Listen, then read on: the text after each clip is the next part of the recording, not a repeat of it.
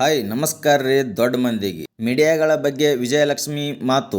ತಂದೆ ತಾಯಿ ಸತ್ರು ಪರವಾಗಿಲ್ಲ, ನಮಗೆ ದರ್ಶನ್ ಅಂದ್ರೆ ದೇವರು. ಈ ವಿಷಯದ ಬಗ್ಗೆ ಕಿಚ್ಚ ಸುದೀಪ್ ಸರ್ ಅವರು ಪ್ರತಿಕ್ರಿಯೆ ಕೊಟ್ಟಿದ್ದಾರೆ ನೋಡ್ರಿ. ಟ್ರೈಲರ್ ವ್ಯೂಸ್ ಕಾಂಟ್ರವರ್ಸಿ ಬಗ್ಗೆನೂ ಕೂಡ ಸುದೀಪ್ ಅವರು ಮಾತನಾಡಿದ್ದಾರೆ. ಇದು ಎಲ್ಲ ಕಂಪ್ಲೀಟ್ ಡಿಟೇಲ್ ಆಗಿ ಮಾತಾಡೋಣ್ರಿ. ಅದಕ್ಕಿಂತ ಮುಂಚೆ ನಮ್ಮ ಯೂಟ್ಯೂಬ್ ಚಾನಲ್ ಯಾರು ಸಬ್ಸ್ಕ್ರೈಬ್ ಮಾಡ್ಕೊಂಡಿಲ್ಲ ಅಂದ್ರೆ ಸಬ್ಸ್ಕ್ರೈಬ್ ಮಾಡ್ಕೋರಿ. ಹಾಗೆ ಬೆಲ್ ಐಕನ್ ಮೇಲೆ ಒತ್ತದ್ದು ಮರಿಬೇಡ್ರಿ. ಈ ವಿಡಿಯೋ ನಿಮ್ಗೆ ಇಷ್ಟ ಆದ್ರೆ ಒಂದು ಲೈಕ್ ಕೊಡ್ರಿ.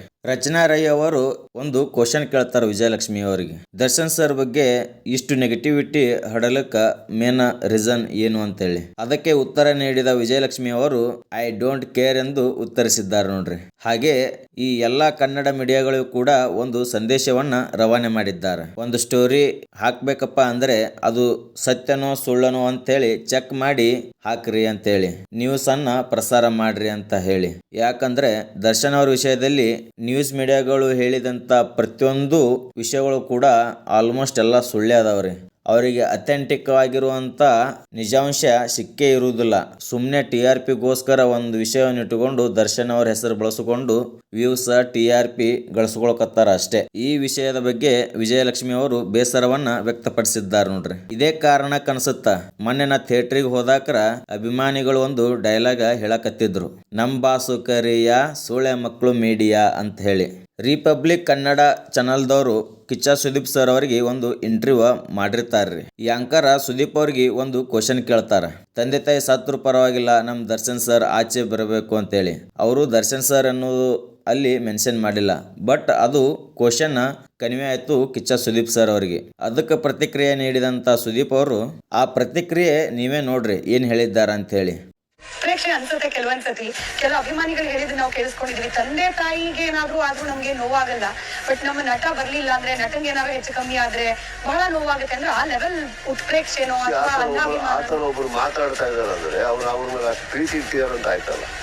ನೋಡೋರು ಏನ್ ಬೇಕಾದ್ರೂ ಮಾತಾಡ್ಲಿ, ಒಬ್ರು ವ್ಯಕ್ತಿ ಒಬ್ರ ಬಗ್ಗೆ ಆತರ ಹೇಳ್ತಾ ಇದಾರೆ ಅಂದ್ರೆ ನಾವು ನೀವು ಯಾರು ಕಮೆಂಟ್ ಮಾಡಕ್ಕೆ, ಅದರಿಂದ ಅಪ್ಪ ಅಮ್ಮನ್ ಬಿಟ್ಕೊಡ್ತೇವೆ ಅಂತ ಯಾರೇ ಆಗಿದ್ರು ಅಂತ ಹೇಳಕ್ ಆಗಲ್ಲ. ಅವ್ರು ಯಾರೋ ಹೇಳಿದಾರೆ ಅಂದ್ರೆ ಅವ್ರಿಗೆ ಅವ್ರ ಮೇಲೆ ಅಷ್ಟು ಪ್ರೀತಿ ಇದೆ ಅಂತ ಆಯ್ತು, ಒಳ್ಳೇದಲ್ಲ ಬಿಡಿ, ತಪ್ಪೇನಿಲ್ಲ ಅದರಲ್ಲಿ.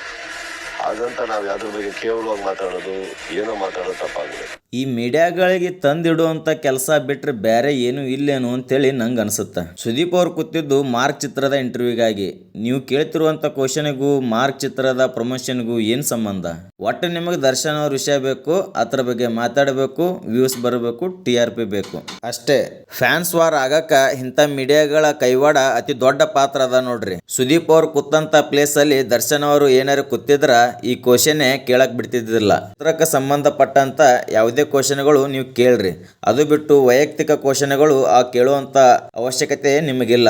ಜಸ್ಟ್ ದರ್ಶನ್ ಅವರ ಒಂದು ಲುಕ್ ಸಾಕಿತ್ತ ಅವರಿಗೆ ಈ ಎಲ್ಲಾ ಕ್ವಶನ್ಗಳು ಸ್ಟಾಪ್ ಆಗಕ್ಕ. ಸುದೀಪ್ ಅವರು ಇಲ್ಲೇ ಮಿಸ್ಟೇಕ್ ಮಾಡಾಕತ್ತಾರ ಅಂತೇಳಿ ನಂಗೆ ಅನ್ಸುತ್ತ. ಯಾಕಪ್ಪ ಅಂದ್ರ ಮೀಡಿಯಾಗಳು ಕೇಳಿದಂತ ಎಲ್ಲಾ ಪ್ರಶ್ನೆಗಳಿಗೆ ಅವರು ಆನ್ಸರ್ ಮಾಡುವಂತ ಅವಶ್ಯಕತೆ ಇರುವುದಿಲ್ರಿ. ಯಾಕಂದ್ರ ಅಲ್ಲಿ ಸುದೀಪ್ ಅವರು ಹೇಳಿದ್ದೇ ಬೇರೆ ಆಗಿರುತ್ತ, ಆದ್ರ ಸೋಷಿಯಲ್ ಮೀಡಿಯಾಗಳಲ್ಲಿ ರನ್ ಆಗುದೇ ಬೇರೆ ಆಗುತ್ತ. ಅಂದ್ರ ಬ್ಯಾಡ್ ಆಗಿ ಪೋಟ್ರೆ ಮಾಡ್ತಿರ್ತಾರ, ಆ ರೇಂಜಿಗೆ ಕಟ್ ಮಾಡ್ತಿರ್ತಾರ ರೀಲ್ಸ್ ಗಳನ್ನ. ಯಾವ್ದು ಬೇಕು, ಯಾವ ಡೈಲಾಗ್ ಬೇಕು, ಎಲ್ಲಿ ಹಾಕ್ಬೇಕು, ಅದು ಓವರ್ ಆಲ್ ಆಗಿ ನೆಗೆಟಿವ್ ಆಗಿ ಕಾಣಬೇಕು.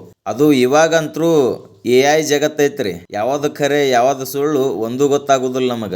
ಜಸ್ಟ್ ಒಂದು ಸೋಷಿಯಲ್ ಮೀಡಿಯಾ ಪೋಸ್ಟ್ ಅಥವಾ ಒಂದು ರೀಲ್ಸ್ ನೋಡಿ ಅವ್ರಿಗೆ ಜಡ್ಜ್ ಮಾಡಕ ಎಳೆದು ಬಿಡ್ತೀವಿ. ಇನ್ನೊಂದು ಕ್ವಶನ್ ಸುದೀಪ್ ಅವ್ರಿಗೆ ಆಂಕರ್ ಕೇಳ್ತಾರ ನೋಡ್ರಿ. ಅದು ಈ ಟ್ರೇಲರ್ ವ್ಯೂಸ್ ಬಗ್ಗೆ ನಿಮ್ಗೇನ್ ಅನ್ಸುತ್ತಾ?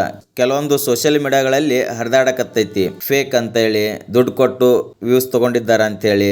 ಅದಕ್ಕೆ ಪ್ರತಿಕ್ರಿಯೆ ನೀಡಿದಂತ ಸುದೀಪ್ ಅವರು, ಹಾಗೆ ತಗೋಬೇಕಾಗಿತ್ತಂದ್ರೆ ನನ್ನ ಹತ್ರ ದುಡ್ಡು ಜಾಸ್ತಿ ಇದೆ ಅಮ್ಮ, ಹಾಗಿದ್ರೆ ನಾಯಕ್ 15 ಮಿಲಿಯನ್ ಸ್ಟಾಪ್ ಮಾಡ್ತಿದ್ದೆ, ಮಿನಿಮಮ್ 30-40 ಮಿಲಿಯನ್ ವ್ಯೂಸ್ ತಗೋತಿದೆ ಅಂತೇಳಿ ಆನ್ಸರ್ ಮಾಡಿದ್ದಾರೆ ನೋಡ್ರಿ. ಇಟ್ಸ್ ಮೀನ್ ಅದು ರಿಯಲ್ ಆಗಿ ಬಂದಿರುವಂತ ವ್ಯೂಸ್ ಅಂತೇಳಿ ಸುದೀಪ್ ಅವರು ಹೇಳಿದ್ದಾರೆ.